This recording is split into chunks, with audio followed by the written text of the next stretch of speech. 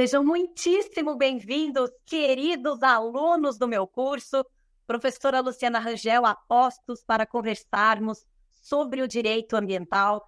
Espero que vocês estejam animados, otimistas para o dia da prova.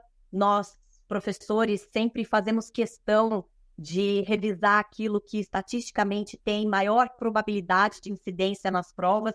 No direito ambiental não é diferente. E eu digo com muito orgulho, inclusive, que no último exame de ordem, dos 3 pontos que nós tratamos na revisão, um foi objeto de exame, uma das 2 questões foi exatamente o que foi conversado com vocês sobre unidades de conservação da natureza. O outro tema que nós falamos na época foi responsabilidade em matéria ambiental, que é o tema que mais cai. E eu gostaria de falar sobre esse tema de novo nessa revisão. Fica, então, minha primeira aposta. Gostaria que fosse colocado já o primeiro card para que a gente faça essa revisão maravilhosa. Eu quero demais acertar as 2 questões dessa vez. Pessoal, isso não é sorte, nós não somos gurus. É, de fato, muito estudo, é estatística, a gente sabe o que costuma cair, então estejam perseverantes, aproveitem essa oportunidade, façam aquela revisão na lei para que vocês possam ter sucesso no dia do exame. Eu estou na melhor expectativa com vocês e sempre à disposição no @prof.lucianarangel. Me procurem no Instagram, mandem suas dúvidas, suas angústias, eu faço questão de participar com vocês dessa fase tão importante. Vamos lá, vamos falar sobre o primeiro grande tema. Pessoal, é o que mais cai em exame de ordem, então não tem como não falar sobre o princípio da tríplice responsabilização, um princípio informador do direito ambiental que determina que toda conduta considerada lesiva ao meio ambiente sujeita os infratores, sejam pessoas físicas ou jurídicas, a tríplice responsabilização, a responsabilidade civil, penal e ou administrativa. A gente ressalta e ou porque não necessariamente o poluidor será triplamente responsabilizado, mas ele pode ser. Por que não necessariamente? Porque os pressupostos caracterizadores de cada uma dessas responsabilidades são diferentes. Então, é possível que em alguma situação o poluidor seja, por exemplo, civilmente responsável, mas não seja penalmente responsável. No entanto, ele pode ser triplamente responsabilizado. Cuidado, portanto, com aquelas alternativas de exame de ordem que levam vocês a afirmar que não é possível responsabilidade penal em tal situação, ou não é possível responsabilidade administrativa. É possível, tá? A tríplice responsabilização pode acontecer, mas os pressupostos são distintos. Vamos revisar, então, quais são os pressupostos da responsabilidade civil. Ela é considerada objetiva, portanto, não se perquire culpa. Não há necessidade de identificação do elemento subjetivo para a caracterização dessa responsabilidade. Responsabilidade civil, portanto, se caracteriza com conduta, resultado e nexo de causalidade, independentemente de culpa. Diferentemente, responsabilidade penal ambiental e administrativa ambiental dependem, sim, de culpa. Portanto, conduta, resultado, nexo de causalidade, mais o elemento subjetivo.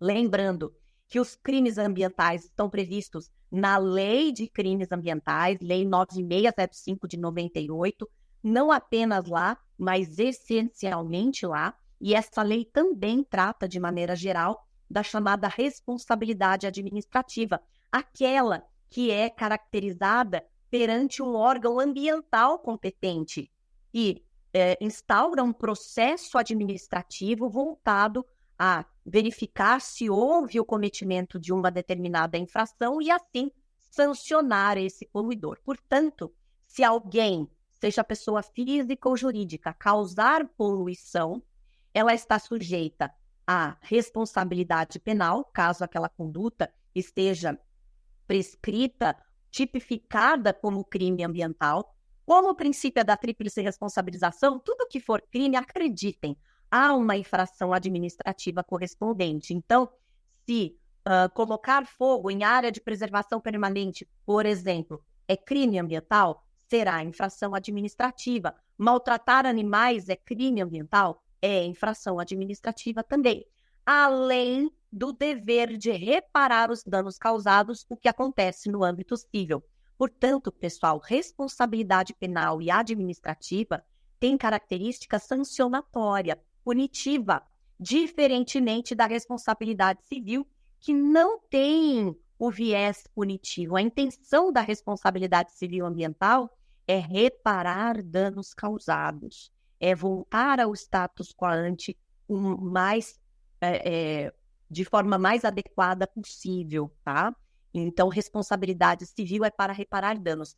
Qualquer dano ambiental, seja ao patrimônio natural, seja ao patrimônio urbano, seja ao patrimônio cultural, tá bom? Então, todos os grupos de bens ambientais estão inseridos no contexto da responsabilidade civil, que pressupõe dano. Nós estamos falando de situações em que o dano acontece e há necessidade de se afastar essa situação lesiva, ok?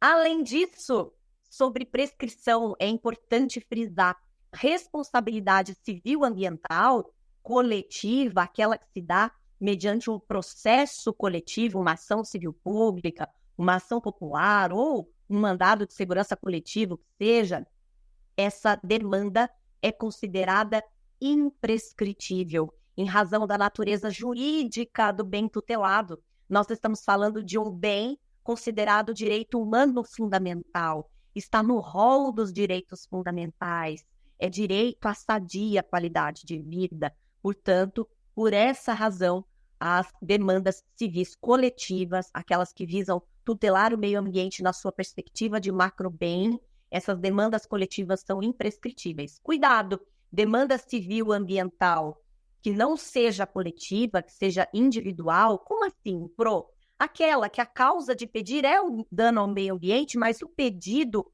o objeto da demanda é de cunho privado, particular, é para alguém ser ressarcido em razão do dano ambiental, porque ele era, por exemplo, titular daquele bem ambiental na perspectiva de microbem.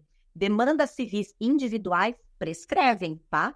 E a regra é da prescrição trienal estabelecida no Código Civil, tá? Prescrição de 3 anos. Então, cuidado. Demanda civil ambiental coletiva não prescreve de acordo com o tema 999 lá do STF, tá bom? O tema já foi, portanto, enfrentado pelo STF, resolvido e reafirmada a imprescritibilidade. Responsabilidade penal e administrativa, essa sim prescreve. Então, aplicam-se as regras de prescrição estabelecidas lá na parte geral do Código Penal, normalmente para se caracterizar, então, o prazo prescricional da responsabilidade penal penal ambiental, e a responsabilidade administrativa ambiental, em regra, prescrição quinquenal, tá bom? 5 anos, como regra, tem prescrição intercorrente de 3 anos, enfim. Mas estamos tratando de prazos prescricionais para responsabilidade penal e administrativa, perfeito? Com isso, a gente fecha o que há talvez de mais importante em termos de tríplice responsabilização, comparação entre responsabilidade civil, penal e administrativa. Isso cai muito no exame de ordem, tá? Vamos ao nosso próximo card. Não vou sair muito do tema, porque eu ainda quero falar sobre responsabilidade, mas não nesse aspecto amplo. Agora sobre responsabilidade civil em matéria ambiental, especificamente a responsabilidade civil. Como eu comentei com vocês, os pressupostos caracterizadores são 3. Conduta, seja ação ou omissão, resultado danoso, um dano ao patrimônio ambiental, um ato de poluição, descrito lá na Lei 6938 de 81, de forma genérica, não é? Um dano, um prejuízo a qualquer grupo de bens ambientais, ao patrimônio natural, artificial, cultural, não importa, e um liame, uma relação de causa e efeito, um nexo causal entre a conduta, seja uma ação ou omissão, e o resultado danoso.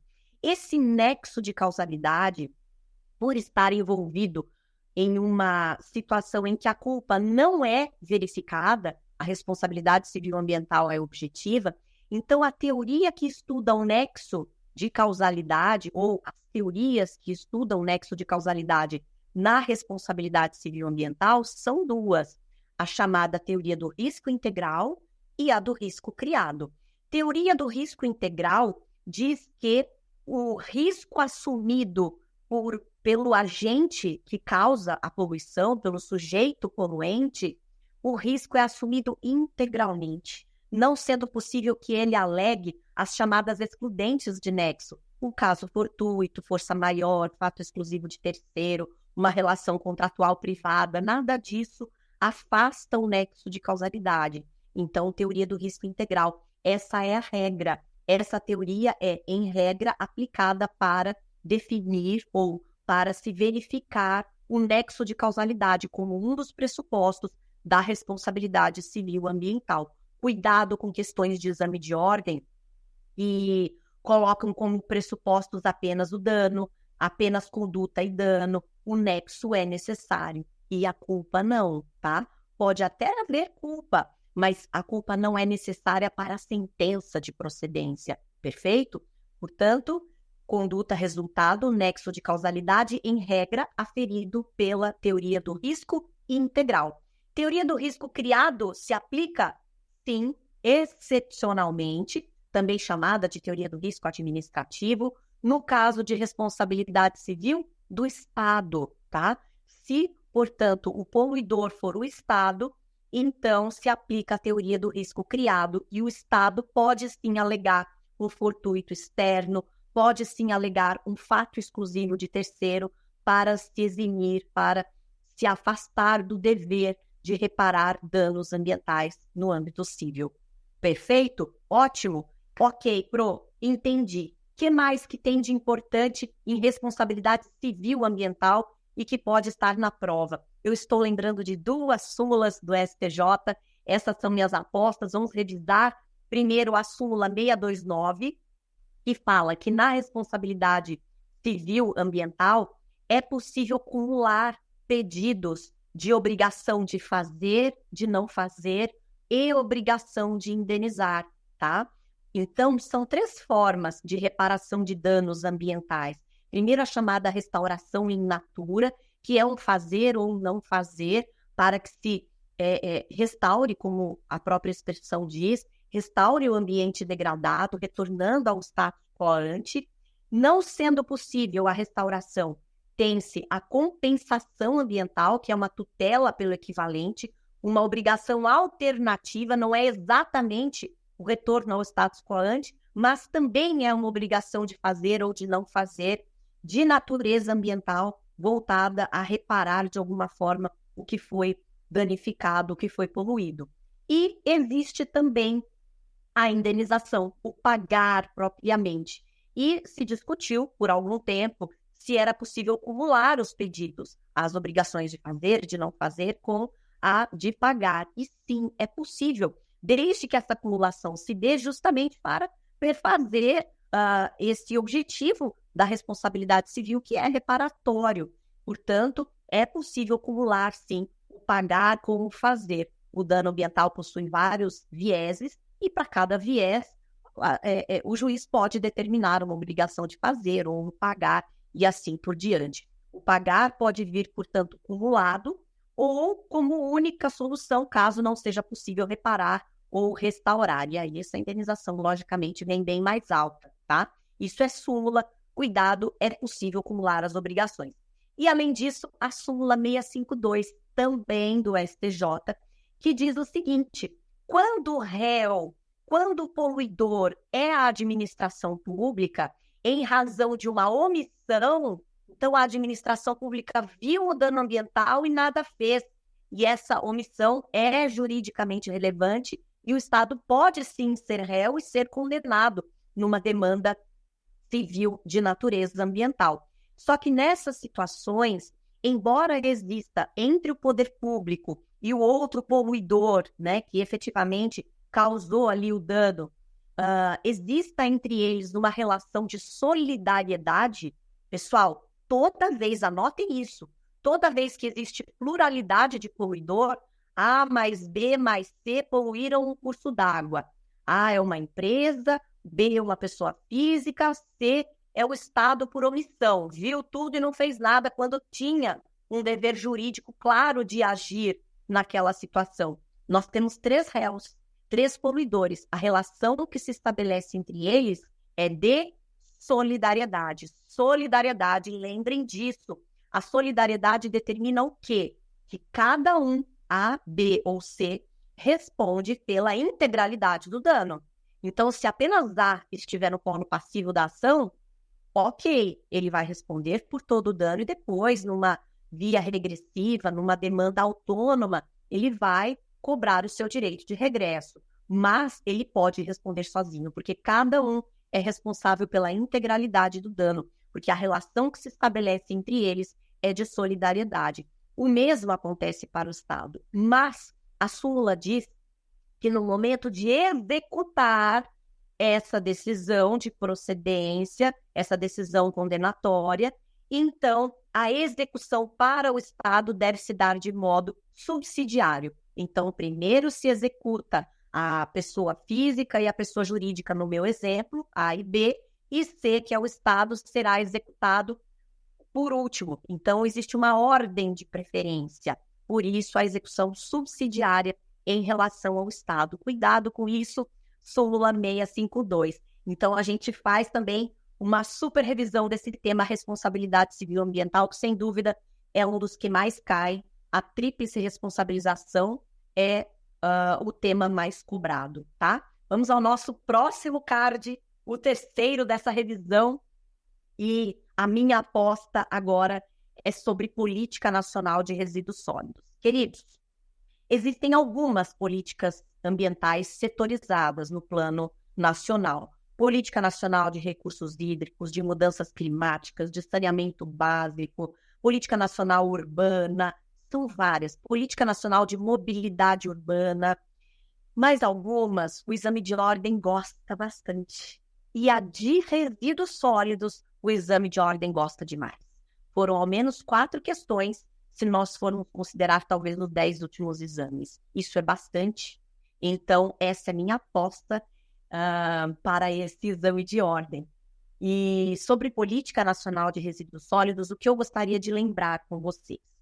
Ela tem 2 grandes objetivos. O primeiro, tratar da destinação final ambientalmente adequada de resíduos sólidos. E também da disposição final ambientalmente adequada dos rejeitos. Qual é a diferença entre resíduos sólidos e rejeitos? Resíduos sólidos são aqueles bens cujas características ainda podem servir para serem transformadas e retornar ao processo produtivo. Já os rejeitos não, estão esgotadas todas as possibilidades de reaproveitamento daqueles bens. Portanto, os rejeitos têm uma disposição final ambientalmente adequada, que são os aterros sanitários. Pessoal, cuidado, lixões é a designação que se dá ao aterro sanitário irregular ou ilegal. Quando ele é regularizado, é chamado aterro sanitário. E o que é que vai para o aterro sanitário? Vão os rejeitos. Então, a disposição final ambientalmente adequada é dos rejeitos no aterro sanitário.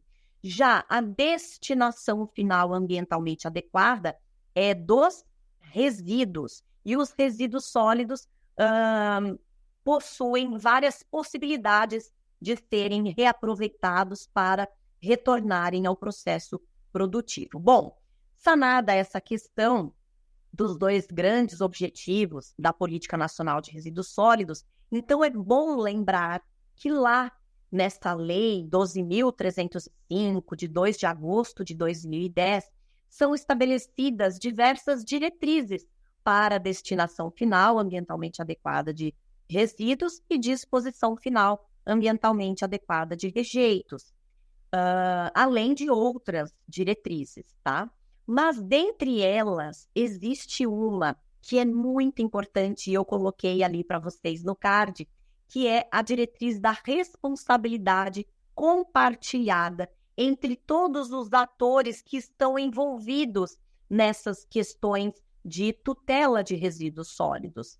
Então, o que é a responsabilidade compartilhada pelo ciclo de vida dos produtos, não é? É o conjunto de atribuições dadas isoladamente aos fabricantes, aos importadores, aos distribuidores, comerciantes, aos consumidores e também aos titulares dos serviços públicos de limpeza urbana e de manejo de resíduos sólidos, que, em geral, são os municípios. A gente sabe disso, não é? Essa é a regra que está lá na Lei de Política Nacional de Saneamento Básico. Os titulares, em regra, são os municípios. Todos esses atores precisam participar desse sistema de responsabilidade compartilhada. Veja, não é uma responsabilidade solidária, em que cada um é responsável por todo o processo, todo o ciclo de vida dos produtos. Não, cada um tem a sua atribuição específica, por isso a responsabilidade é compartilhada. Essa diretriz é muito importante porque ela vai embasar diversos instrumentos de tutela dessa questão dos resíduos sólidos. Dentre esses instrumentos, eu lembrei de 2 para vocês que podem estar na prova. A coleta seletiva, que todo mundo conhece, aquele mecanismo de segregação de materiais, de lata, de papel, de vidro, de resíduos orgânicos e assim por diante. E o sistema de logística reversa, que o exame de ordem já cobrou e pode cobrar novamente. O sistema de logística reversa é, como a própria designação nos ajuda, um mecanismo lógico em que o resíduo sólido vai fazer o caminho reverso. Ele não fez um caminho para chegar até o consumidor e o bem, né, produzido fez um caminho até chegar ao consumidor, e então o consumidor consome esse bem e sobra o resíduo, não é isso? Então, o bem foi produzido pelo fabricante, passou pelo distribuidor, foi para o comerciante vendeu, o consumidor consumiu, e aí ele tem ali o resíduo.